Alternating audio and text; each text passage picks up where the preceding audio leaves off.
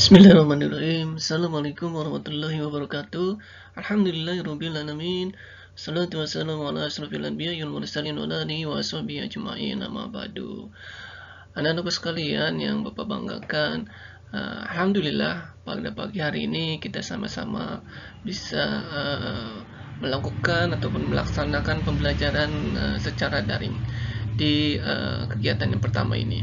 Nah, di hari yang pertama ini Bapak akan membahas secara global pembelajaran pendidikan agama Islam dan budi pekerti, di mana setiap pembelajaran itu memiliki 5 aspek. Yang pertama adalah aspek Al-Quran, akidah, kemudian akhlak, aspek fikih, aspek sejarah.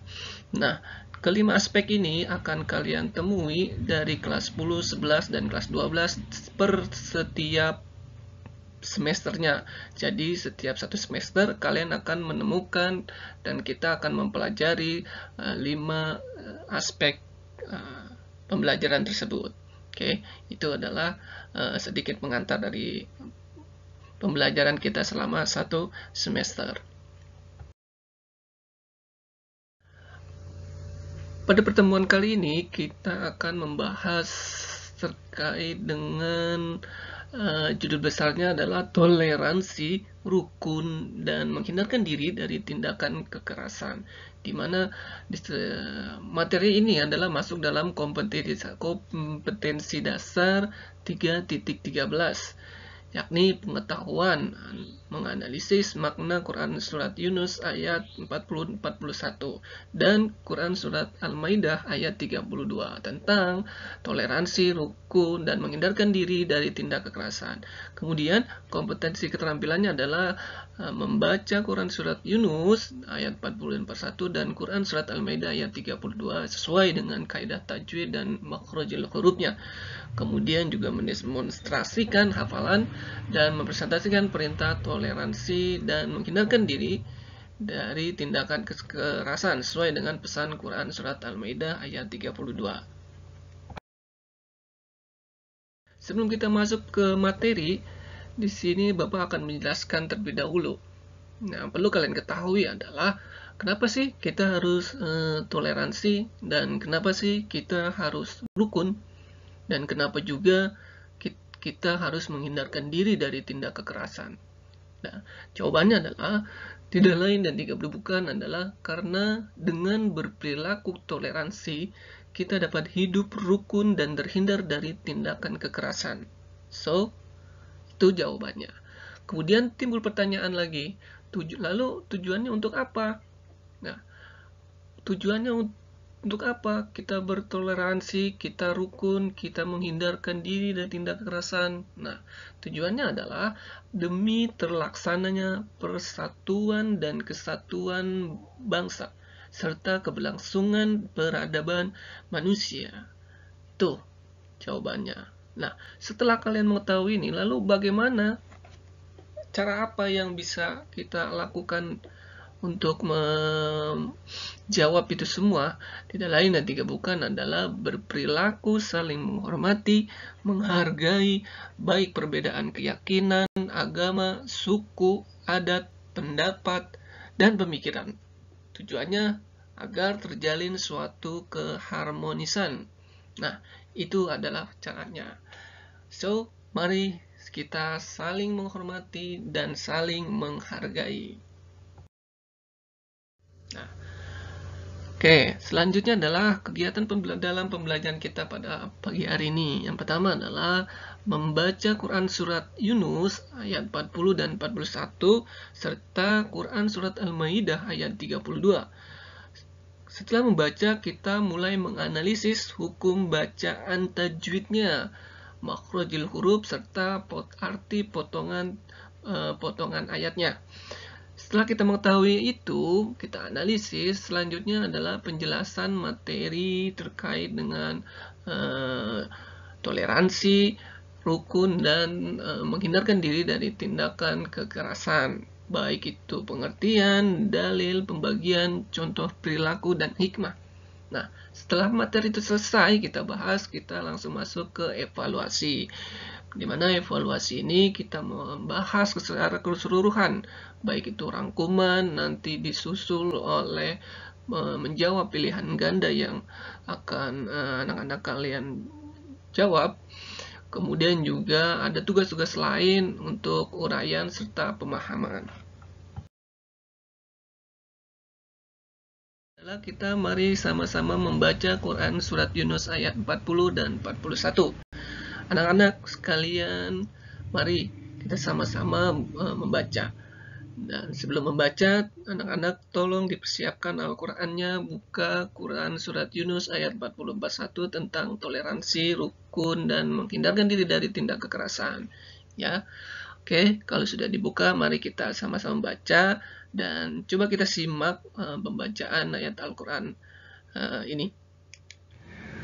أعوذ بالله من الشيطان الرجيم بسم الله الرحمن الرحيم ومنهم من يؤمن به ومنهم من لا يؤمن به وربك أعلم بالمفسدين وإن كذبوك فقل لي عملي ولكم عملكم أنتم بريئون مما أعمل وأنا بريء مما تعملون. Sadaqallahul Azim. Artinya adalah, dan di antara mereka ada orang-orang yang beriman kepada Al-Quran, dan di antaranya pula ada orang-orang yang tidak beriman kepadanya. Tuhanmu lebih mengetahui tentang orang-orang yang berbuat kerusakan. Nah, kemudian ayat selanjutnya adalah, jika mereka mendustakan kamu, Muhammad, maka katakanlah, bagiku pekerjaanku dan bagimu pekerjaanmu. Kamu berlepas diri terhadap apa yang aku kerjakan, dan aku pun berlepas diri terhadap apa yang kamu kerjakan.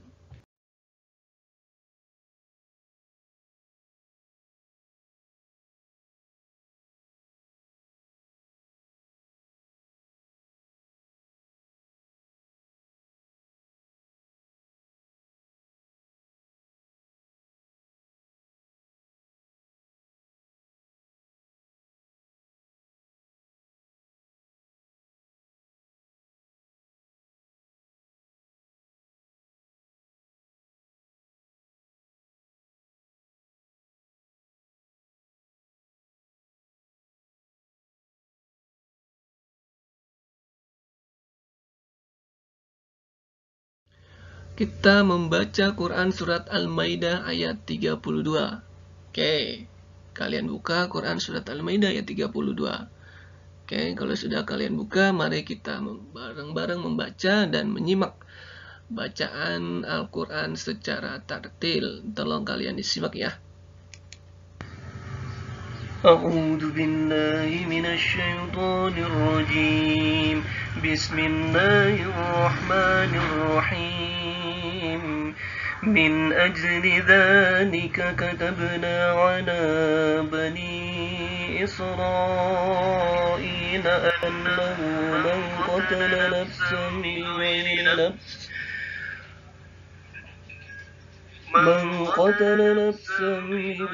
نفس أو فساد في الأرض فكأنما قتل الناس جميعا ومن أحياها فكأنما أحيا الناس جميعا ولقد جاءتهم رسلنا بالبينات ثم إن كثيرا منهم بعد ذلك في الأرض لمسرفون.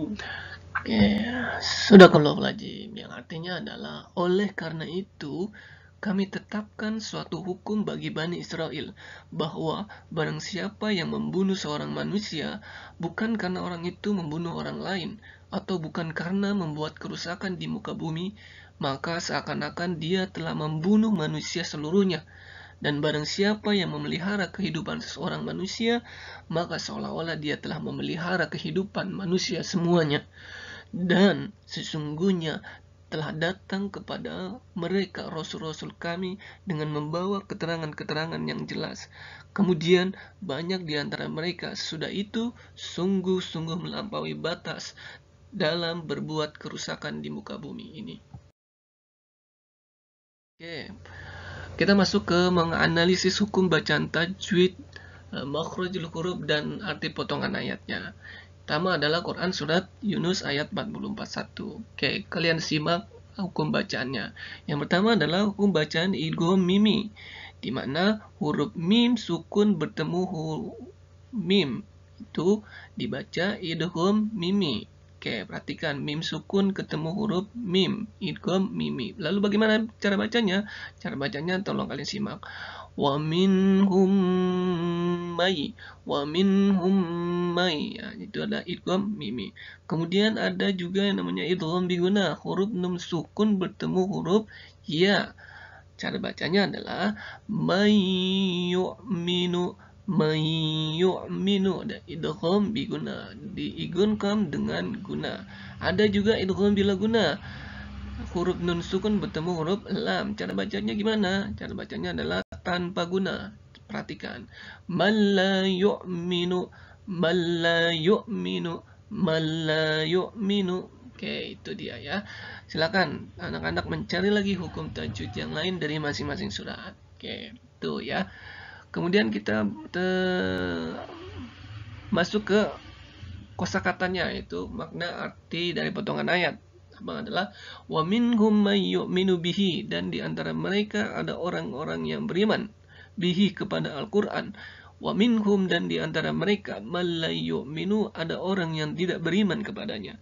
Wa rabbuka, dan Tuhanmu a'lamu, lebih mengetahui bil mufsidin, orang-orang yang berbuat kerusakan.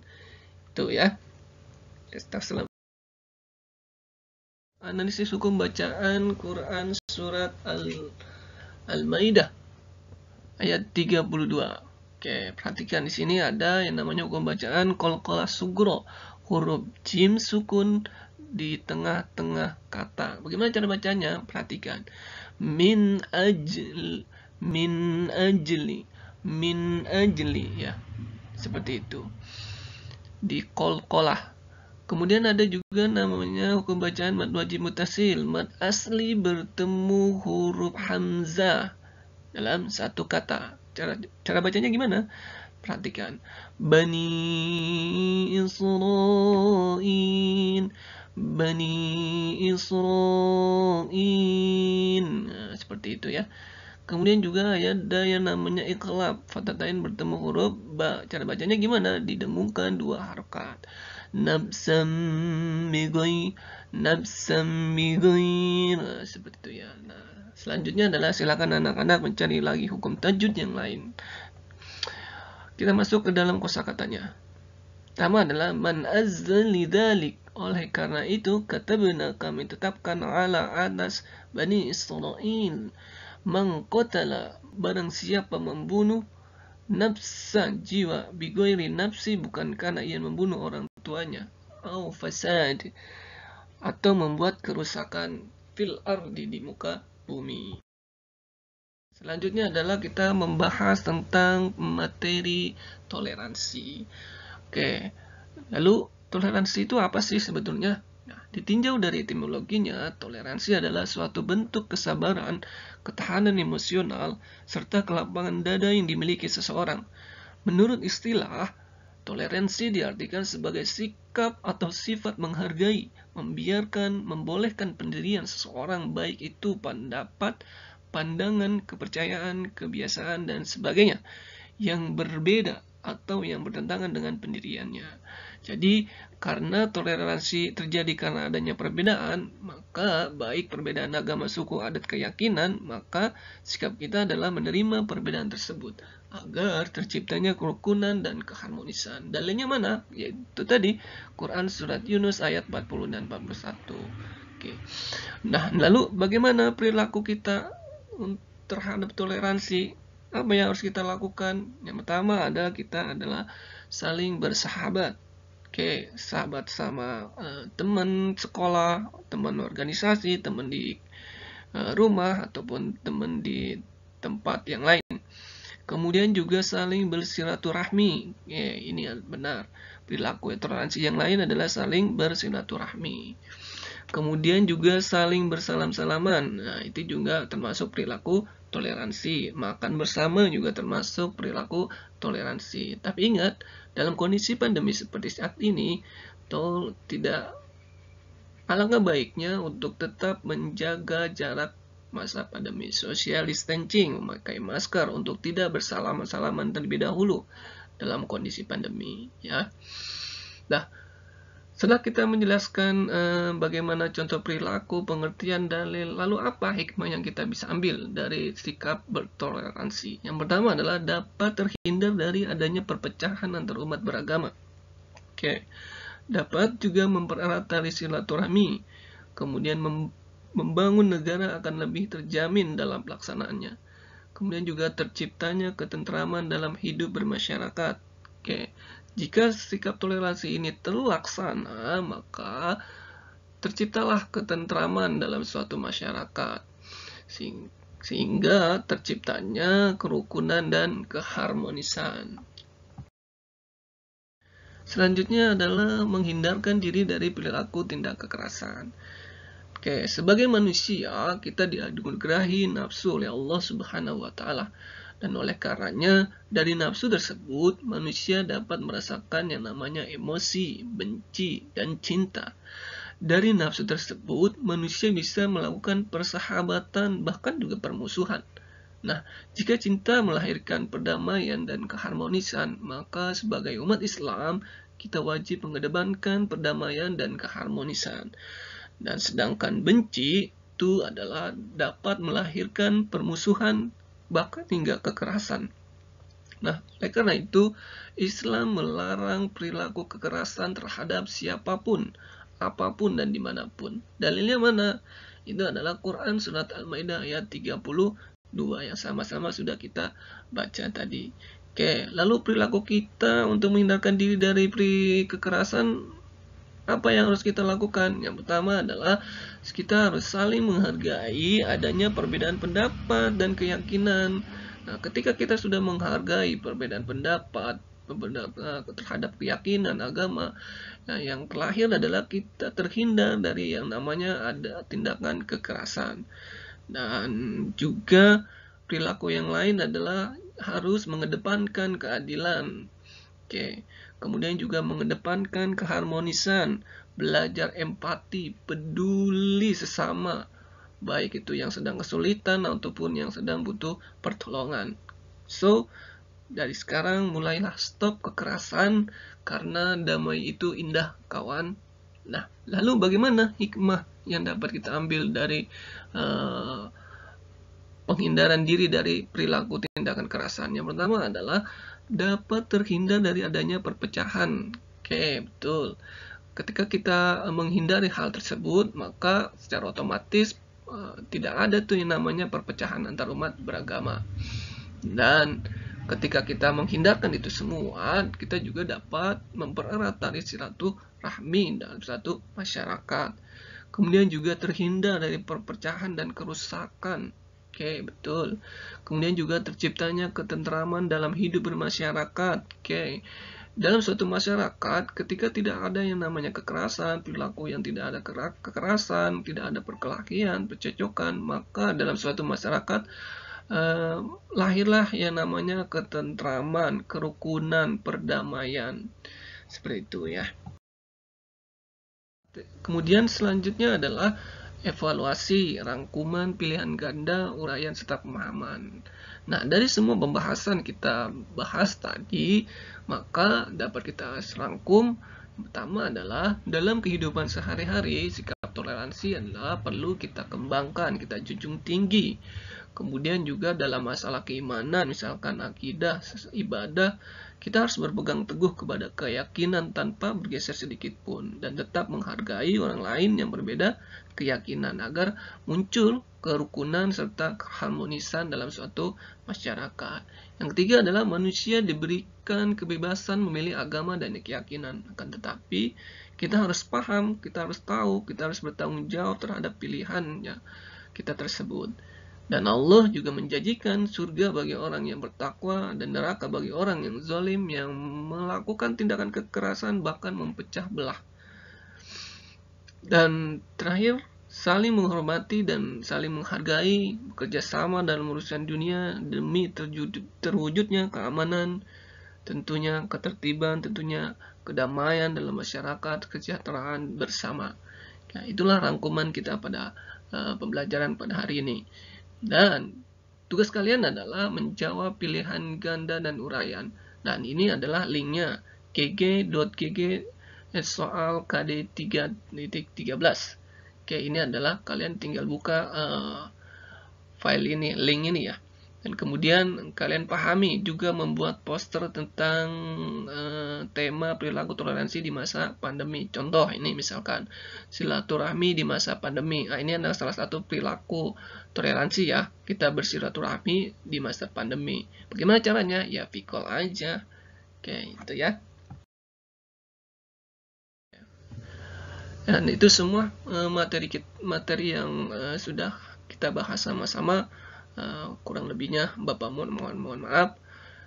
Bapak ucapkan terima kasih dan jangan lupa like, share, dan subscribe YouTube channelnya Bapak. Kita akhiri dengan pembacaan kafaratul majelis. Subhanakallahumma wa tahiyyatu fiha. Subhanakallahumma wa bihamdika asyhadu an la ilaha illa anta astaghfiruka wa atubu ilaik. Terima kasih. Assalamualaikum.